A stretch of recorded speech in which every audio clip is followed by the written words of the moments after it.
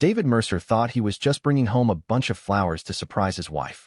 What he didn't know was that he was walking straight into a nightmare, one that would twist everything he believed about his family. The golden light spilling through the corridors of his Seattle mansion painted everything in a warm glow. But that glow dimmed the moment his housekeeper appeared, trembling, her face pale with fear. Her eyes pleaded with him before she even spoke. "Please," she whispered, voice shaking. "Don't make a sound." David froze. This wasn't a joke, and the terror in her eyes told him that whatever was happening inside that house, it was bad, very bad. His heartbeat quickened as an icy dread settled in. Something inside his own home was horribly wrong. Lucia Bennett, the longtime housekeeper who had worked for him for years, grabbed his sleeve and pulled him toward the wall, out of sight from the main hall's soft light. David's mind raced. What on earth could be happening here? "Please, Mr. Mercer," Lucia murmured again, her voice cracking. "If she hears you, it'll only get worse." Before he could even ask who she meant, a sound cut through the silence. Children's laughter. But it wasn't the kind that filled a home with joy. It was thin, forced, and hollow. David leaned forward, just enough to peek around the corner. And what he saw nearly shattered him. His children, Noah, Caleb, and little Emma, were on their knees, their open books spread across the carpet.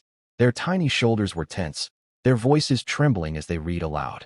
And towering over them, poised elegantly on the sofa with her phone in hand, sat Evelyn Drake, the woman he had trusted completely, the woman he had married after tragedy had already taken so much from him. That night, David Mercer's world began to crack. Everything he thought he knew about love, loyalty, and family was about to fall apart. Evelyn's face stayed perfectly calm, her eyes fixed on the glow of her phone screen. But when she spoke, her voice cut through the air like the sharp edge of a knife. "Sit down. You're not done with your pages yet. Lazy children don't get dinner." Little Emma's lip quivered as she clutched her book tighter, fighting the tears threatening to spill. David felt an icy chill crawl up his spine. This was not the Evelyn he thought he knew. To the world, she was polished and gracious, the image of a perfect wife, admired at charity galas and social dinners. But here, behind closed doors, she was someone entirely different. He turned toward Lucia, disbelief written all over his face. The housekeeper's grip on his arm tightened, her knuckles white. "She only acts like this when you're gone," Lucia whispered, her voice thick with sorrow. "She treats them like they're a burden. She tells them they're worthless. I've tried to step in, but she threatens to fire me. And worse, she threatens them. Says she'll send them away to private academy. Says they'll never see you again." The words hit David like a blow. His knees nearly gave out. Every instinct screamed at him to rush in, to scoop his children into his arms and end this nightmare. But Lucia clung to his sleeve, pleading softly. "Not yet. If you go now, she'll just twist it. She'll punish them even harder later. You have to see everything first. You need proof." Proof. That single word echoed inside his mind like a curse. Proof that the woman he slept beside each night, the one he trusted to love his children, was slowly breaking their spirits. Hidden in the shadows, David's thoughts reeled back over the past few months. The falling grades, the sudden silence, the laughter that had disappeared from their home. He'd told himself it was grief, the lingering pain of losing their mother. But what if it wasn't grief at all? What if it was fear? The air seemed colder now. One of the boys, Caleb, shifted on his knees and glanced up. For just a heartbeat, his eyes met David's across the room. Tears welled instantly, glistening, but the boy stayed silent, not daring to make a sound. Caleb didn't move. It was as if he knew instinctively that revealing his father's presence would unleash a storm on them all. David's chest ached. The quiet strength it took for his son to stay still, to stay silent. It told him everything he needed to know. His children had been living in fear, and he, blinded by Evelyn's perfect mask, had failed to see it. From the sofa, Evelyn's cold voice sliced through the silence once again. "Noah, on your knees. Emma, stop those tears. Crying won't fix anything. You'll eat when you learn discipline." The words tore through David like broken glass. For years, he'd believed Evelyn's strictness came from care, from a desire to raise the children strong and resilient. But this wasn't discipline. This was cruelty wrapped in control. Beside him, Lucia's grip on his arm tightened. "I try to get proof, sir," she whispered urgently. "I hid my phone. Tonight, I recorded her yelling at Caleb. I was going to show you tomorrow, but you came home early." David's throat closed. Tomorrow might have been too late. Evelyn stood then, her heels clicking sharply against the marble floor. She moved with the air of someone who believed herself untouchable. "On your knees," she ordered, her tone crisp and merciless. "You'll beg forgiveness for dirtying the rooms with crumbs." Emma whimpered softly, but Evelyn's only response was a cutting command. Silence. The need to act burned in David's veins, but Lucia's trembling whisper stopped him. Not yet. She always goes upstairs first. Then you can see it all. You can confront her and protect them. Please, for their sake. His fists clenched until his knuckles turned white. Never in his life had he felt so powerless, so betrayed. The woman he trusted had turned his home into a prison. His children, his world, were living like captives under his own roof. Time stretched endlessly until the sharp rhythm of Evelyn's heels echoed toward the stairs. Slowly, she climbed, her icy presence fading step by step. When the sound of the bedroom door closing drifted down the hall, Lucia finally released her grip and exhaled shakily. Now, sir, she whispered. Now you can go to them. David stepped forward, his legs unsteady beneath the weight of fury and heartbreak. The moment Noah saw him, the boy dropped his book and ran, straight into his father's arms. Silent tears streamed down his face as Caleb and Emma followed, pressing themselves against David's chest, their sobs muffled against him. Dad? Noah's voice cracked as he whispered. She said if we ever told you, we'd never see you again. David's vision blurred with tears. He pulled his children closer, wrapping them in his arms as if he could shield them from every dark thing that had ever touched their lives. His heart splintered under the weight of their fear. My loves, he murmured, voice trembling. I should have known. I should have seen it. Please forgive me. Lucia turned away, tears glistening in her own eyes. That moment, father and children clinging together in the quiet of the golden-lit corridor, was both devastation and awakening. David's world was falling apart, but in that wreckage, something clear finally emerged. His children were all he had left of the woman he once loved, and now he understood they weren't safe, not even in their own home. He kissed the tops of their heads and made a silent vow. Tonight, everything would change. But how? Should he confront Evelyn right now, fueled by fury and heartbreak? Or should he wait, gather undeniable proof, and ensure she could never twist the truth against him again? David stood there, frozen in the soft glow of that hallway, his children gripping him like lifelines. Shame clawed at his chest. How could he have been so blind? Noah's small hand trembled in his. Caleb's breathing hitched with the effort of holding back sobs, and little Emma pressed her face into his shirt, whispering apologies she should never have had to say.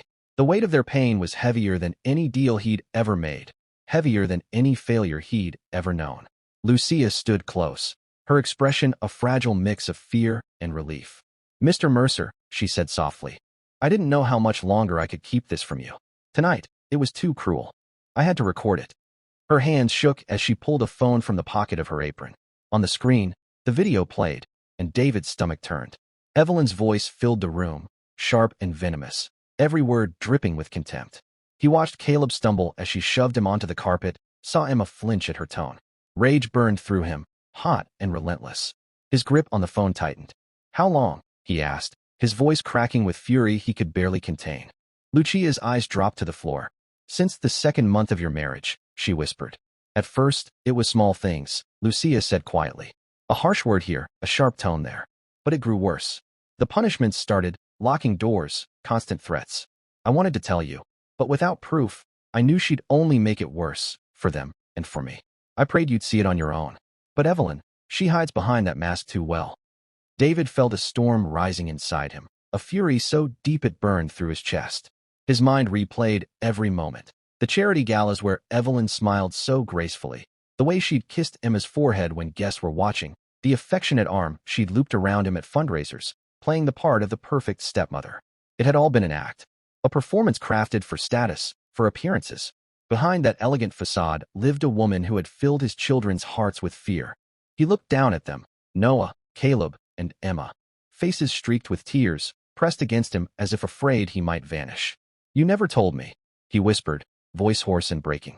Noah swallowed, his glassy eyes meeting his father's. She said if we told you, she'd send us away. She said you wouldn't want us anymore. The words tore through David like shrapnel. He pulled them closer, his arms shaking as he held them tight. Don't you ever believe that, he said, his voice cracking under the weight of it. You are my world. Nothing will ever take you away from me. Just then, faint footsteps sounded above them. The children froze, their small bodies trembling against him. Lucia's face went pale. She's coming back, she whispered. David's instincts kicked in. He slipped the phone into his pocket, quickly brushing the tears from his children's faces. Straightening his posture, he motioned for them to hide behind him. His pulse thundered in his ears. Then she appeared. Evelyn Drake, framed by the dim light at the top of the staircase, her silhouette calm, composed, almost regal. "What's going on here?" Her voice was smooth, deceptively steady, but her eyes gleamed sharp and cold. Each step she took echoed through the hall, the rhythm of her heels slicing the silence apart. David drew in a breath, forcing control into his trembling body. "Evelyn," he said evenly, "we need to talk." Her lips curved into a faint, icy smile. "Do we now?" she replied, her tone soft but deadly. "Talk? At this hour?" Evelyn's voice carried an edge of disbelief as she glanced sharply at Lucia. Her expression tightened, suspicion flashing across her face. "What is this?" Lucia straightened, though fear rippled through her like an unseen current. "The truth," she said firmly, her voice steadier than her shaking hands. Evelyn's eyes narrowed, her polished mask slipping for the briefest instant.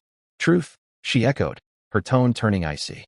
"David, please don't tell me you're letting the help poison your mind. These children are undisciplined. They need structure.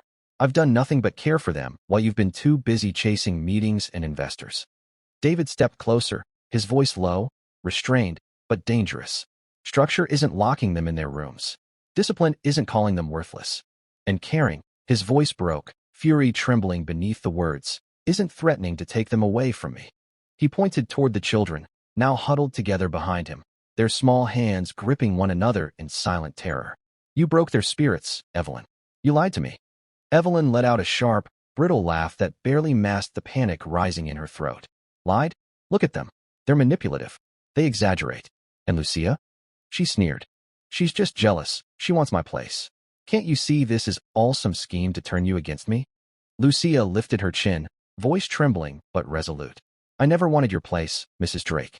I wanted justice for those children." Without another word, David pulled the phone from his pocket, unlocked it, and pressed play. The sound filled the hallway, Evelyn's own voice, venomous and cold, echoing back at her. The recording played her threats, her cruel words, the shove, and the muffled cries of frightened children. Evelyn froze. The color drained from her face. Her perfect mask fractured, the illusion slipping completely away. She stammered. "That was just a moment of anger. You don't understand, David. They provoke me. They push me. They don't respect me. They're just children." "Exactly," David roared, his voice thundering through the marble hall. "Children who needed love, and you gave them fear." The children pressed closer to him, clutching his shirt like it was the only thing keeping them safe. Evelyn's chest rose and fell in ragged breaths, her composure cracking into fury. "So this is it," she spat. "You'll believe them over me? Them and that?" She pointed to the phone, her voice dripping with rage. David's eyes burned with tears, but his voice stayed firm. "I'll believe the truth," he said quietly, each word heavy with finality. "Yes," David said, his voice steady and resolute. "Because they're innocent, and because Lucia has shown me more loyalty in this moment than you ever have." Evelyn's hands curled into tight fists. "You'll regret this," she hissed. "No," David replied, firm and final. "The only regret I have is not seeing who you truly were sooner. Tomorrow, my lawyers will handle everything. But tonight, you will not come near my children again." The words hung in the air like a verdict. Evelyn's face twisted with fury, but for the first time, she realized she had lost control. Without another word, she turned sharply and stormed up the staircase. The slam of the bedroom door echoed through the mansion, a violent punctuation mark to years of deceit. Then came silence, heavy, hollow, absolute. David turned back to his children. Their faces were pale, their eyes wide with fear. He knelt down, bringing himself level with them, and gently cupped Emma's tear-streaked cheeks. "It's over," he whispered. "She won't hurt you anymore. I promise." Noah's lip quivered. "Do you mean it, Dad?" David gathered all three of them into his arms, holding them as tightly as he could. "Yes," he said, voice breaking. "From now on, I'll protect you with everything I have. You'll never feel afraid in this house again." Lucia stood nearby, tears glimmering in her eyes. "Thank God you came home early tonight," she whispered. David looked up at her, his expression full of gratitude. "No, Lucia. Thank you for being the voice of courage I didn't have." As he sat there on the cold marble floor, surrounded by his children's fragile bodies and Lucia's quiet strength, David knew this wasn't the end. It was the beginning. There would be battles ahead, lawyers, accusations, maybe even revenge. But he also knew something else with absolute certainty. Fear no longer ruled this house. The golden corridors that once gleamed with hollow luxury now stood as witnesses, to truth, to courage, to love rediscovered. This was where a father had finally chosen his children over appearances, where healing would begin to grow in the cracks left by cruelty. Do you think David made the right choice by confronting Evelyn face to face that night? Later, long after Evelyn had vanished upstairs and the echoes of the slammed door had faded, David Mercer lay awake.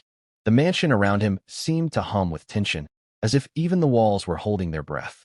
David gathered Noah, Caleb, and Emma into his arms, holding them close as their tears soaked through his shirt. They cried quietly, the sound soft and raw, until exhaustion finally pulled them into sleep. For the first time in years, they all slept in his bed, 3 small bodies curled around him like vines clinging to the last tree standing in a storm. Lucia sat nearby in a chair, eyes heavy but still alert, as though even now she feared Evelyn might return. In the dim light, David met her gaze. "Tomorrow," he whispered, his hand resting protectively on his children. "Everything changes. She'll never control this house again."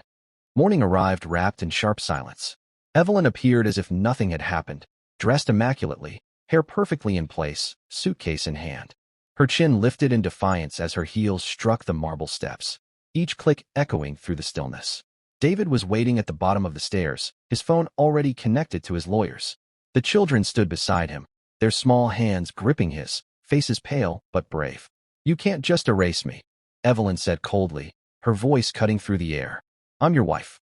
David's reply was calm, his tone firm and final. "No, Evelyn. You were my mistake, one I'll never let hurt my children again." Her eyes blazed with fury, but when she looked past him, saw Lucia watching from the hallway, and the children clutching their father's arms with quiet, unshakable strength, she knew. She had lost. Without another word, Evelyn turned and walked out. The heavy slam of the front door reverberated through the mansion. But this time, it didn't sound like anger. It sounded like release.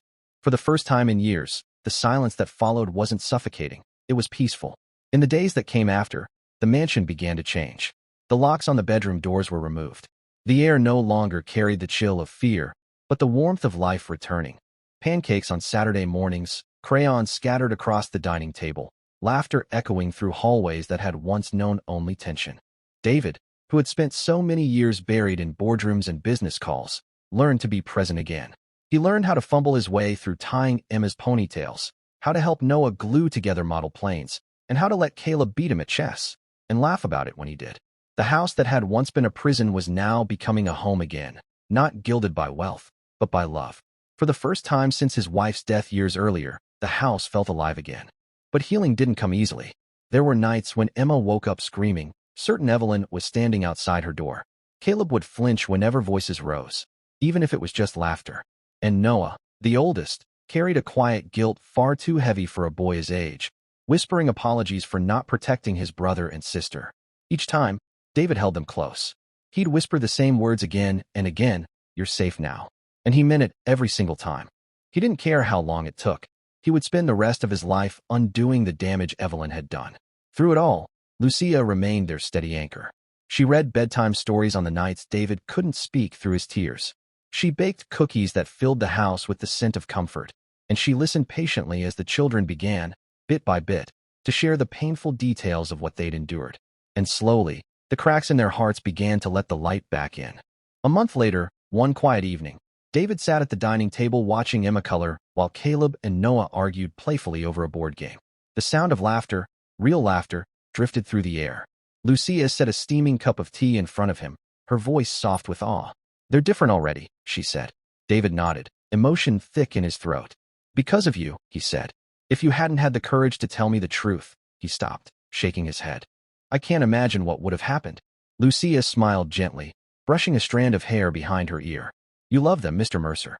That's what saved them. Children always know when they're loved. It's stronger than anything." For the first time in years, David smiled, a real, unguarded smile.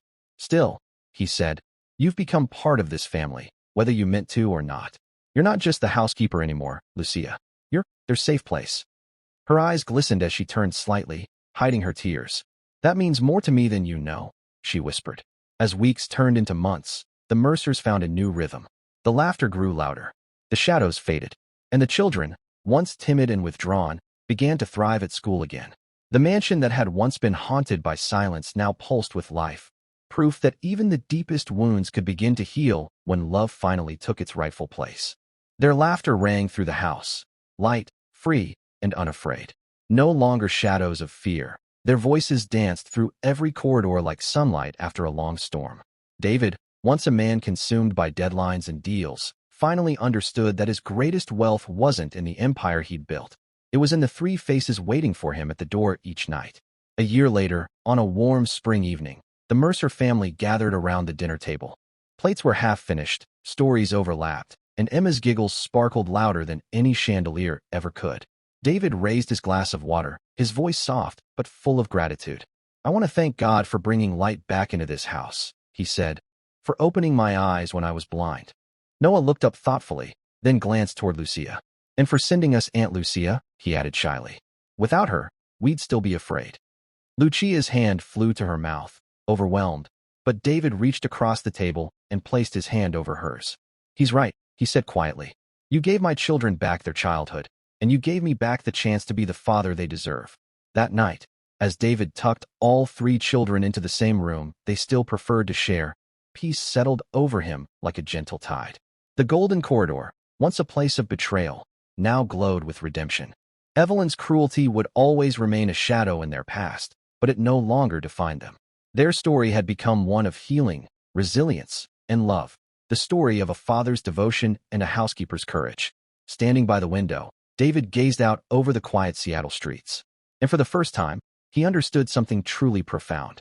Money could build mansions, but only love could make them homes. He had been a billionaire in the world's eyes for years, but here, with Noah, Caleb, Emma, and Lucia, he had finally discovered what real wealth meant. If this story touched your heart, comment 100 below. Tell us where in the world you're watching from, and share this story, because real wealth isn't measured in money, but in love and courage.